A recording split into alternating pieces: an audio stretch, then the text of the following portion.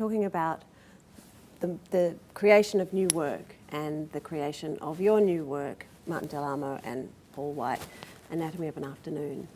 How do you begin? I'll start. A good idea.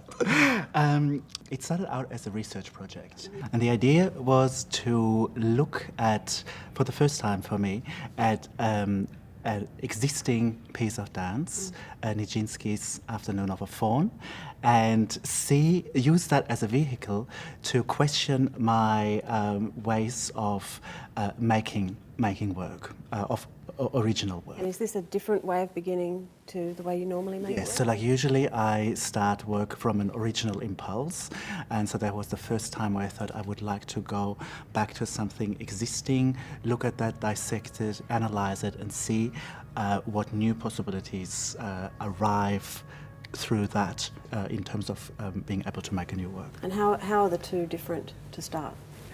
It is when you start from your own impulses, there is no reference system as such that you're working with. And in this case, there was very strongly that that reference. So like it's a work that was made 100 years ago. So there's a lot of material that can be looked at. And for you, Paul, creating a new piece, a new role, how has this been different, perhaps? The thing with working with Martin is that he has devised his own movement vocabulary and movement techniques, and also like how he generates material. He's really has his own way of doing that. So for me, it's really like I'm actually learning a lot from Martin's process. So when you're making a work, do you ever end up in a place that you didn't expect to end up in? When we started, it was so clearly a research project, and we didn't have an outcome in mind as such. And I think it happened on the floor that we ended up generating 40 minutes of material that we were quite happy with. It's really good. All right, let's talk about your creative partnership. Martin, working with Paul, how does working with a dancer like Paul affect you as an artist? For me, it's interesting because like for many years I made solo work, so I was a solo artist. And just in the last few years that I made this transition into being more of a choreographer and director. And after having been working just in relation to myself for so long, it's very exciting to have someone else there. It's like an exchange for me. Like I feel, you know, as much as a part of the creative process as if I'm being mentored by someone, you know. Which is very exciting. So like I have that thing, especially with Paul, you know, so like you meet as two equal artists, and there's I have a slightly different role than he has, but it's actually a collaboration. And from the dance point of view, working with Martin, as opposed to other choreographers, is it a different process with each choreographer? I think it is a different process with each choreographer.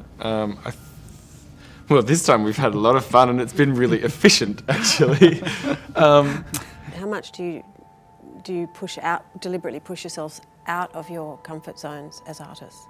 You answered it. Well, actually, for me personally, this work is a style of work that I don't have any sort of grip on from the past. So I actually feel, you know, quite vulnerable performing this work. And that's because of the way that Martin works. So for me, that's really thrilling and engaging. And I think that was the whole idea for me, to really push myself out of my comfort zone. So like in this transition from a solo artist, and during that time, of course, I developed all kinds of strategies. But so now I feel working with other performers and doing other collaborations that I needed to question my toolbox. And so like the whole project started as an attempt of questioning my comfort zone. Athletes sometimes talk about this idea of being in the zone, a place where they're so focused on what they're doing in their own physical rhythms that the rest of the world disappears or kind of falls away. Is that something that you recognise as artists? I do like the role that a coach plays in sports, you know, and it's slightly different from what traditionally the role of the choreographer is. Like a really good coach practically writes themselves out of the equation, you know. So like the big, no one knows who the trainer, the coach of Usain Bolt is, or something like that, you know.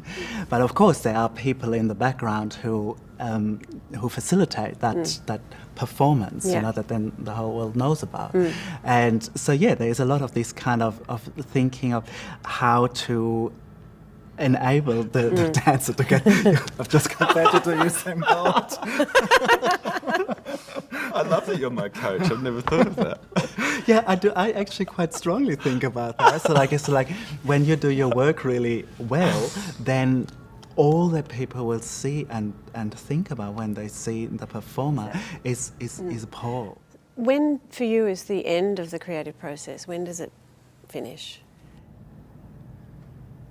It's very intuitive, you know. So like, of course, there is a deadline, you know. So like, by that time, once it's on stage, once the opening happens, that's where things have to finish. Oh, how can I say this?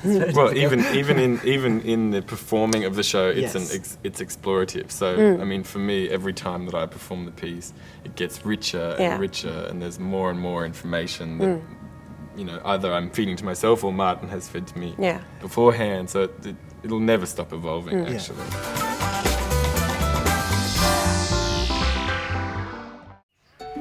What is it about this vast land that breeds such innovation? Innovation in the arts. Innovation in the home. Today, kitchens everywhere have a Zip Hydro tap.